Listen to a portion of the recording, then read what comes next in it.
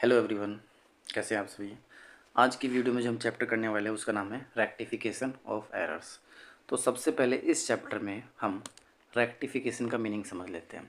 तो रेक्टिफिकेशन का मीनिंग है करेक्शन, यानी कि ऑलरेडी हमने एक रॉन्ग एंट्री पास कर दी है अनइंटेंशनली, जाने अनजाने में, उसको करेक्शन करने के लिए बेसिकली हमें रेक्टिफिकेशन ऑफ एरर चैप्टर सीखना होता है। एंट्रीज को रेक्टिफाई करना हमें बेसिकली आना होता है। अब एरर्स, जैसे कि मैंने बताया, अकाउंटेंट से कई बार मिस्टेक्स हो जाती है काफ़ी सारी। जैसे कि उसने किसी राम के अकाउंट में पैसा ट्रांसफ़र करना था, लेकिन गलती से किसी और कस्टमर के अकाउंट में पैसा ट्रांसफ़र हो गया, श्याम के अकाउंट में चला गया। 20,000 उसको बेसिकली देना था किसी को, 20,000 अमाउंट उसको ट्रांसफ़र करना था, एक जीरो और एक्स्ट्रा लगने की वजह से उसने 2 लाख का अमाउंट उसके अकाउंट में ट्रांसफ़र कर दिया। तो अकाउंट्स की एरर, अमाउंट्स की एरर, ये काफ़ी सारी एरर्स होती हैं। तो इनको बेसिकली हमें रेक्टिफाई करना होता है, करेक्शन करना होता है। तो उसके लिए सिर्फ एक सिंगल एंट्री हमें यहाँ पे पास करनी होती है। काफ़ी सारे बच्चों को ये भी डाउट आता है कि जो हमने गलत एंट्री पास की है, क्या उसको डिलीट नहीं किया जा सकता सॉफ्टवेयर से, या फिर जो हमने पेपर में या फिर रजिस्टर में एंट्री पास किया तो क्या उसको कट नहीं किया जा सकता। तो आंसर इज़ नो। यानी कि अगर हम किसी भी एंट्री को ऐसे कट करेंगे या फिर उसको इरेज करेंगे, डिलीट करेंगे, तो कहीं ना कहीं भी मैनिपुलेट होने के चांसेस को बढ़ा देती हैं। तो इन्वेस्टर को या फिर बैलेंस शीट को देखने वाले बंदे को कहीं ना कहीं ऐसा लगता है कि कहीं इन्होंने अमाउंट्स या फिर अकाउंट्स के नाम पर कोई फ्रॉड तो नहीं किया हुआ है। तो इसलिए हम अपने अकाउंट्स को कभी भी ओवरराइट नहीं करते, इरेज करके रेक्टिफाई एंट्री पास नहीं करते, बल्कि एक गलत एंट्री को पास करने के लिए भले ही हमें दूसरी गलत एंट्री पास ही क्यों ना करनी पड़े, जिसको रेक्टिफाई एंट्री बोलते हैं, हम उसका डेबिट या फिर क्रेडिट जो हमने गलत किया है उसको कैंसिल करने की पूरी कोशिश करते हैं। ठीक है, इसके बाद आता है, जब मिस्टेक्स की बात हो ही रही है तो बात कर लेते हैं कि कितने तरह की यहाँ पे एरर्स होती हैं। तो एरर्स की कैटेगरी यहाँ पे बेसिकली 4 है। Error of omission. ओमिशन में क्या है कि हमने कोई एंट्री करनी थी और हम उसको रिकॉर्ड करना भूल गए। जैसे कि हमने करना था purchase account debit, purchase account debit to cash account, हमें ये वाली एंट्री पास करनी थी, purchase account debit to cash account, और हमने पूरी की पूरी एंट्री को जो है रिकॉर्ड करना भूल गए, हमने रिकॉर्ड की ही नहीं। तो ना तो परचेज में डेबिट हुआ और ना ही क्रेडिट में कैश गया। तो इस तरह से कभी एंट्री गलत हो जाती है तो उसको बोलते हैं कंप्लीट ओमिशन, यानी कि हम पूरी की पूरी एंट्री को भूल गए हैं। और अगर हम एक हिस्से को रिकॉर्ड कर लेते हैं और दूसरे हिस्से को रिकॉर्ड करना भूल जाते हैं, जैसे कि परचेज़ का डेबिट वाला एस्पेक्ट हमने रिकॉर्ड कर लिया है और हमने क्रेडिट वाला छोड़ दिया, तो इसको बोलते हैं पार्शियली ओमिशन, यानी कि हमने एक पार्ट को रिकॉर्ड कर लिया और दूसरे वाले पार्ट को रिकॉर्ड करना भूल गए। बेसिकली ये एरर सभी अनइंटेंशनली होती है, अनजाने में होती है, बट इनको हम रेक्टिफिकेशन की हेल्प से ठीक कर सकते हैं।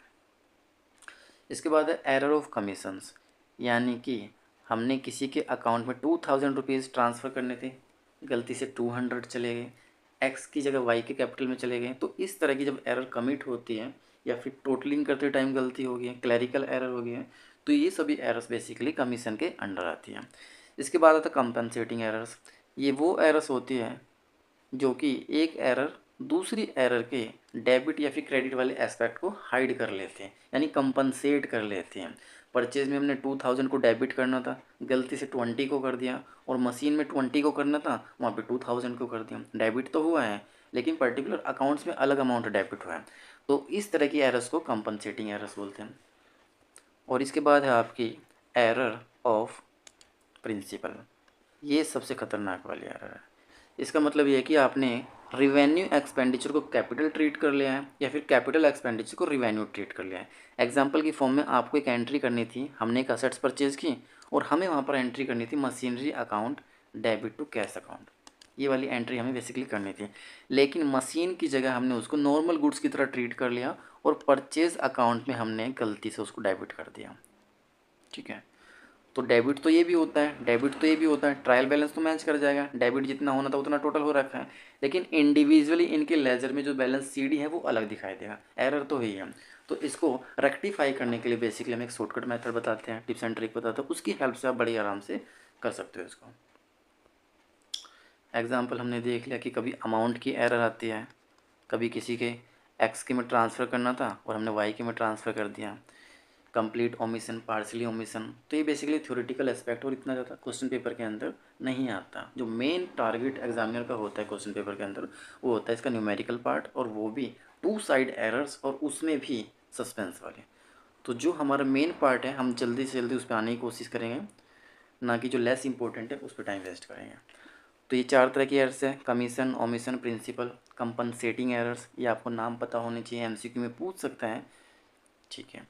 अब देखिए हमने एरर्स के बारे में पढ़ लिया। कौन एरर्स कमिट करता है? अकाउंटेंट करते हैं, अनजाने में हो जाते हैं, कभी डेबिट और credit wrong amount wrong account से हो जाते हैं। उसका सॉल्यूशन क्या है?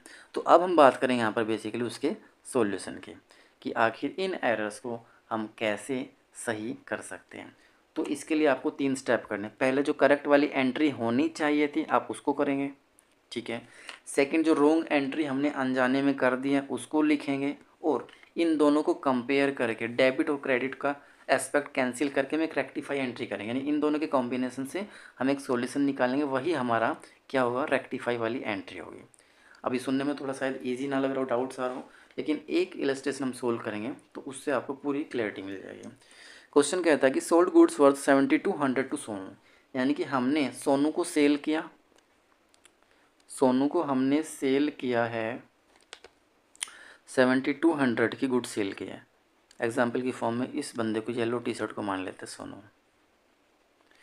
और ये जो ब्लू वाला टी शर्ट है इस वाले बंदे को हम मान लेते हैं मोनू,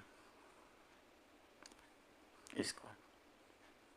तो हमने सोनू को सेल करनी थी और गलती से हमने मोनू के अकाउंट में डेबिट कर दिया।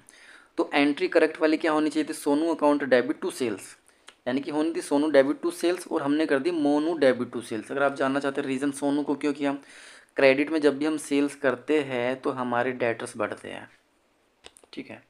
और जो हमारे डेटर्स होते हैं, जो हमारे डेटर्स होते हैं वो हमारे असेट्स का पार्ट होते हैं, और जब भी हमारी असेट्स इंक्रीज़ करती हैं तो उसको डेबिट करते हैं। ये तो होगी मॉडर्न अप्रोच, जिसको टिप्स एंड ट्रिक भी बोल सकते हैं, शॉर्टकट मेथड। और अगर आप ट्रेडिशनल रूल्स के थ्रू जाना चाहते हो तो ये हमारा क्या है?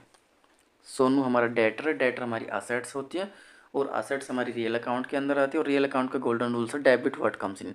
जब भी बिजनेस के अंदर कुछ भी आता है तो हम उसको डेबिट करते हैं, इसलिए हमने उसको डेबिट किया है, डेटर्स आ रहे हैं। और सेल्स हमारी इनकम होती है, और हम हमेशा credit all income and gain, nominal account का गोल्डन रूल्स यही कहता है।